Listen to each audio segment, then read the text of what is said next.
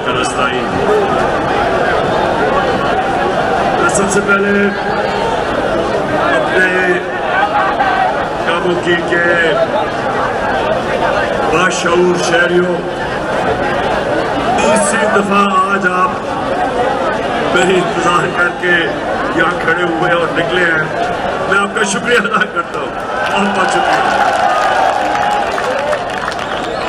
मैं आगे भी सारों को जो रास्ते में जीटी रोड पे हमारी इंतजार कर रहे हैं, हम दिन में ज्यादा से ज्यादा 12 किलोमीटर एक दिन में हम कर सकते हैं, तो भी से सारे आगे तैयारी कर लें कि हमारी रफ्तार इतनी है, लोगों की मोहब्बत इतनी है, लोगों का इतना जुनूनी इस्तकबाल है कि हमारी स्पीड एक दिन में 10 से 12 किलोमीटर से आगे नहीं जा सकती। तो आगे से अभी से ही अंदाजा लगा लें कि हम कब तक आप तक पहुंचेंगे।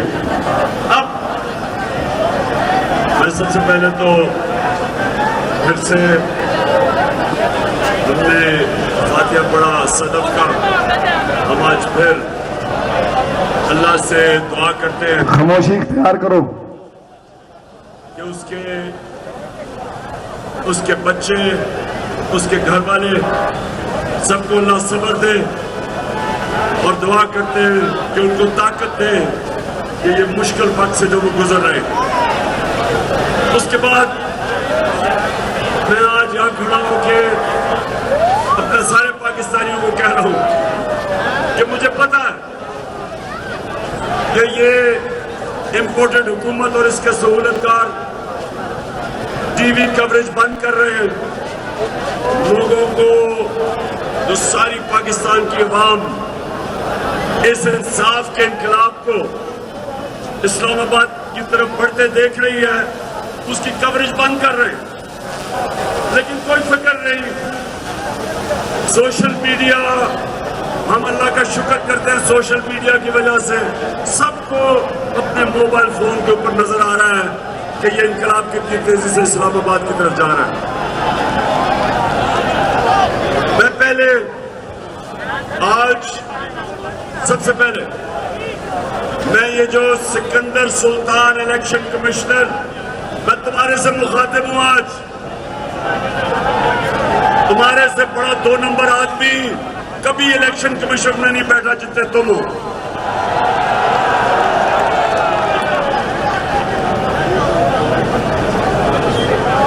मैं आज जो इस्लामाबाद हाई कोर्ट ने जो इससे मुझे नाअहल करार दिया था, इस बदनीयत आदमी ने, अदालत ने उसको साइड कर दिया, नाअहली खत्म कर दिया, क्योंकि इस बदनीयत आदमी ने एक तो ये नून लीग शरीफ खानदान का घर का नौकर है, और दूसरा इसको पीछे से भी इंस्ट्रक्शंस आ रही हैं, और मुझे पता है पीछे से कौन इसको पुश कर रहा है, क्योंकि इस गीदड़ में तो कोई दम ही नहीं था ये करने का। और मैं आज अनाउंस कर रहा हूं कि मैं इसके ऊपर 10 अरब रुपए का हर्जाना करने लगा हूं।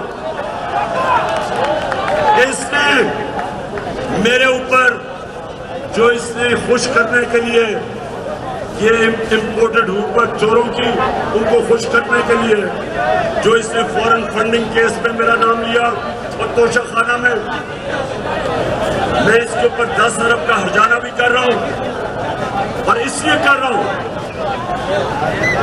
कि इसने सवाल उठाया मेरी दयानतदारी पे। मैं आज चैलेंज करता हूं कि जब भी अदालत में केस लगेगा, एक भी गैर कानूनी चीज मैंने की हुई तो मुझे अदालत का फैसले की इंतजार नहीं करूंगा, खुद छोड़ दूंगा। मैं आज पहले तो अनाउंस कर रहा हूं कि 10 अरब रुपए का हर्जाना इसलिए कर रहा हूं कि शौकत खानम हर साल उसके लिए मेरे नाम पे और अस्पताल की रेपुटेशन पे हर साल 9 अरब रुपया इकट्ठा होता है। गरीब मरीजों के इलाज के लिए, और दूसरा नमर यूनिवर्सिटी के लिए। उसके लिए मेरे नाम पे पैसा इकट्ठा होता है कि गरीब 95% वहां बच्चे स्कॉलरशिप पे पढ़ते हैं, मुफ्त पढ़ते हैं। अल कादर यूनिवर्सिटी शुरू की, उसमें 100% बच्चे मुफ्त पढ़ते हैं।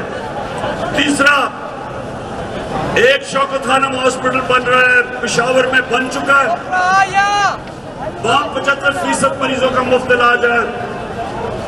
लाहौर में मुफ्त इलाज है शौकत खानम में, और सबसे बड़ा कराची में शौकत खानम बन रहा है, जो कि वहां सारे सिंध और बलोचिस्तान के कैंसर के मरीजों के लिए बन रहा है। इसलिए क्योंकि इसने मेरी दयानतदारी के ऊपर सवालिया निशान किया, और ये जो इसने फैसला किया, इसलिए मैं इसके ऊपर हर्जाना करूंगा। सिकंदर सुल्तान, ये जब तक मैं तुम्हें अदालत में नहीं खड़ा करके तुम्हारे से पैसे नहीं निकालता, और वो फिर शौकत आलम को दूंगा जो तुम्हारे से हर्जाना निकालूंगा, कितना आगे तुम किसी के कहने पे लोगों के ऊपर उनकी रेपुटेशन इस तरह ना बर्बाद करो। दूसरी चीज, आज कुरम के लोग खैबर पख्तूनख्वा में ना मैं वहां इलेक्शन कैंपेन करने गया, 3 दफा मैंने जलसा करना था, वो कैंसिल करना पड़ा। सारी पार्टी से इकट्ठी एक तरफ, मेरे खिलाफ सारी ये चोरों का टोला एक तरफ मिलकर इलेक्शन लड़ रहे थे। और कुरम, मैं आपको आसान करता हूं, तकरीबन दुगनी लीड से जो फेंटा लगाया। सुन लो, अब मैं उन लोगों को पैगाम दे रहा हूं जिन्होंने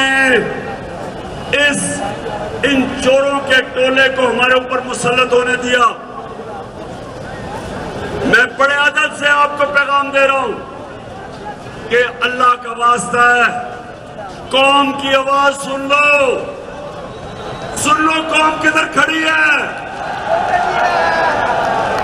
चाहे बाई इलेक्शन लाहौर के वो 17 जुलाई, उसके बाद अक्टूबर में, अब कभी सुना है, कभी दुनिया की तारीख में सुना है कि 8 इलेक्शन पे मैं खड़ा होता हूं अकेला और सारी जमातें मिलके मेरे खिलाफ खड़ी होती हैं, 7 इलेक्शन जीतता हूं 8 में से। ये वर्ल्ड रिकॉर्ड है। और वो जो कराची में पीपल्स पार्टी जीती, मैं ये आपको लिख के देता हूं कि पीपल्स पार्टी धांधली स्टेट मशीनरी के बगैर एक इलेक्शन आज नहीं जीत सकती, क्योंकि जब से ये बाप बेटा आए हैं, बाप दुनिया का सबसे बड़ा डाकू और बेटा देसी वलैती जो अभी तक उर्दू नहीं बोलनी आई उसे उर्दू बोलता है जैसे अंग्रेज उर्दू बोल रहा होता है।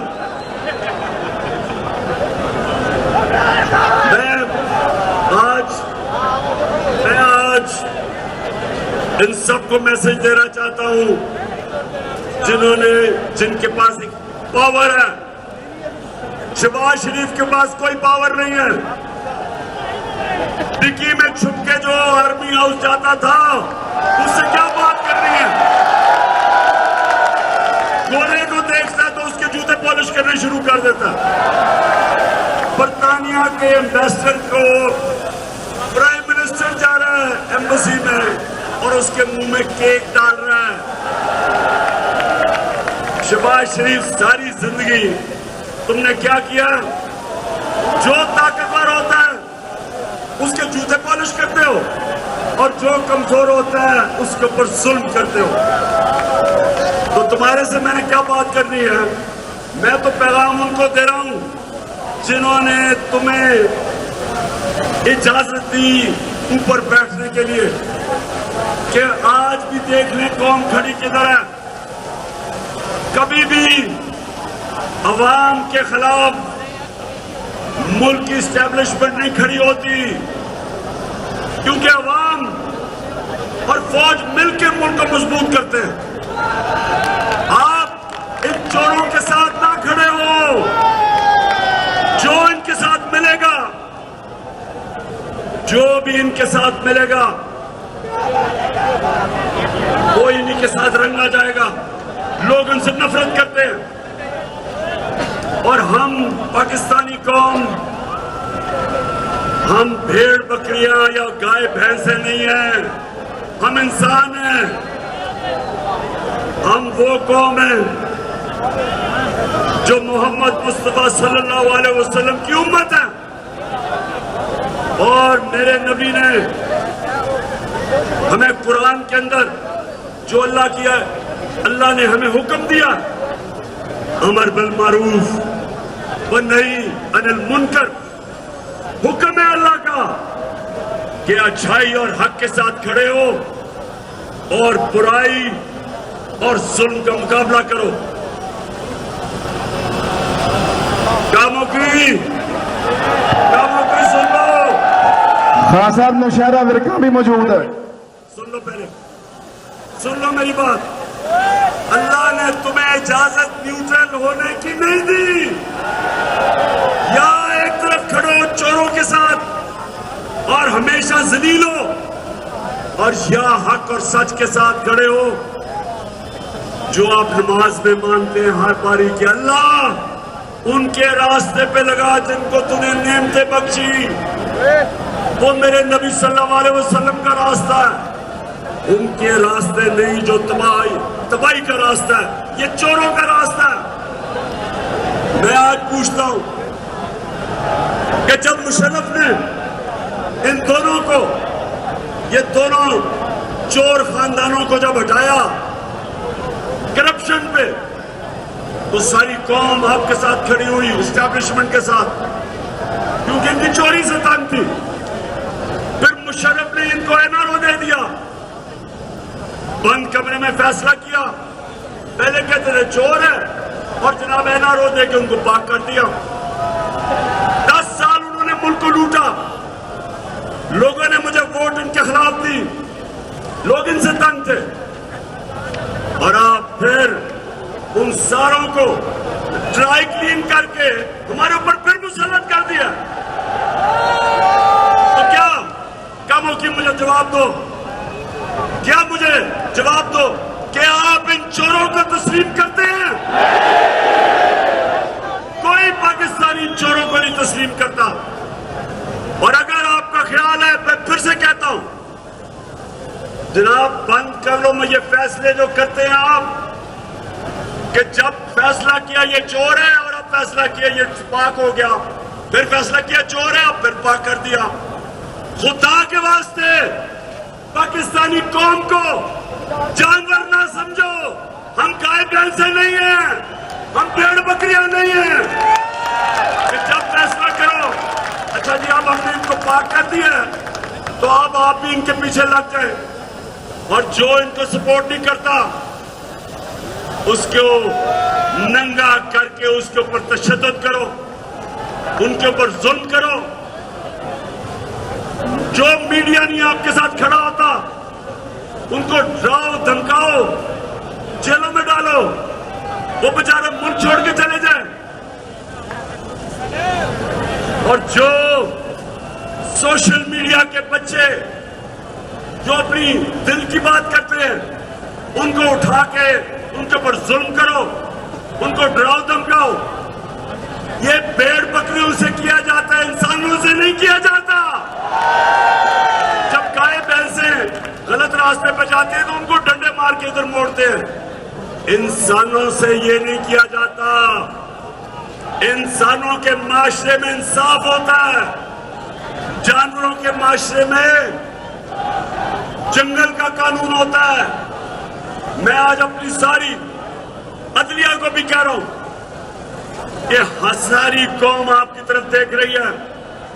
मैं चीफ जस्टिस साहब आपका शुक्रिया अदा करता हूं कि आपने आजम स्वाति का केस सुना, शहबाज गिल का भी केस सुने कि जो उनसे तशद्दुद हुआ और मैं ये चाहता हूं कि ये जो मोहित पीर साहब मुल्क छोड़ के भाग गया, साबिर शाकिर छोड़ के चला गया, सुना इरशाद भट्टी उसको निकाल दिया, जो तनकीद करता है क्या वजह है कि उनको धमकियां दी जाती है। मैं फिर कह रहा हूं कि ये मुल्क तब तकड़ा होगा जब मुल्क के इदारे मजबूत होंगे। मुल्क के इदारे तब मजबूत होते हैं जब कौम मुल्क के इदारों के साथ खड़ी होती है। अगर कौम एक तरफ है और इदारे दूसरी तरफ है, कोई इदारा नहीं काम कर सकता। मुल्क की ताकत मजबूत इदारों में है। और मेरी पूरी, जब मैं अपनी फौज की कभी तनकीद करता हूं, वो पाकिस्तानी करता है जिसका जीना मरना पाकिस्तान में है। मैंने लंदन में फ्लैट्स नहीं बनाए हुए, मैंने बार प्रॉपर्टीज नहीं रखी। जब मेरे ऊपर केसेस हुए तो मैं दुम दबा के भगोड़े की तरह लंदन नहीं भाग गया। मैं इसी मुल्क में रहूंगा और मैं अल्लाह से दुआ करता हूं कि अल्लाह, वक्त तो तेरे हाथ में है जब तूने लेके जाना ऊपर, लेकिन अगर मुझे ऊपर लेके जाना है तो मुझे अरशद शरीफ वाली मौत नहीं, कीदड़ों की मौत ना दी। मैं आज सारी पाकिस्तानी कौम को अब कह रहा हूं कि ये है फैसला कुन वक्त। इंसाफ आपको आजाद करेगा। जब तक जुल्म का निजाम होता है, जानवरों का माशरा होता है, जंगल का कानून होता है। आपने सारों ने मेरे साथ निकलना है। आपने सबने, जब मैं वहां पहुंचूंगा इस्लामाबाद, आपने सबने मेरे साथ इस्लामाबाद पहुंचना। जिसके पास मोटरसाइकिल है, साइकिल है, गाड़ी है, चिंची है, अगर वो नहीं है तो पैदल आ जाओ, लेकिन आओ सारे। ये आजादी की जंग है। आजादी की जंग में कुर्बानियां देनी पड़ती है। जब पाकिस्तान बना था लाखों लोगों ने कुर्बानियां दी, इसलिए अंग्रेज से हम आजाद हुए। और अब वक्त है कि इन चोरों से आजाद होना, और वो होगा जब हम यह कानून की बालादस्ती कायम करेंगे जो मेरे नबी सल्लल्लाहु अलैहि वसल्लम ने सबसे पहले मदीना की रियासत में अदल और इंसाफ कायम किया। क्योंकि पहले अदल और इंसाफ आता है, फिर खुशहाली आती है। जिस कौम में इंसाफ नहीं होता पर खुशहाली नहीं होती। जब तक हम इस मुल्क में ताकतवर डाकुओं को कानून के नीचे नहीं लेके आएंगे, ये मुल्क आगे नहीं बढ़ सकता। और ये है, इसको कहते हैं इंसाफ की जंग। तो सारे ने अब हाथ उठा के मेरे साथ हल्फ लेना। हाथ उठा के मैं यहां से बढ़ूंगा, आपने वहां से रिपीट करना है बाबा से बुलंद, इतना ऊंची आवाज में कि यहां आप हल्फ लेंगे, आवाज लंदन तक जानी चाहिए, ठीक है? बिस्मिल्लाहिर्रहमानिर्रहीम। ऊंची आवाज में हम हल्फ उठाते हैं कि हम पाकिस्तान के आइन की हमेशा पासदारी करेंगे। हम पाकिस्तान की खुद मुख्तारी और आजादी का तहफ़्फ़ुज़ करेंगे कि हम कभी भी अल्लाह के सिवा किसी के सामने नहीं झुकेंगे। और हम हकीकी आजादी इस जिहाद में आखिर तक इमरान खान के साथ जदोजहद करेंगे और हर किस्म की कुर्बानी के लिए तैयार रहेंगे।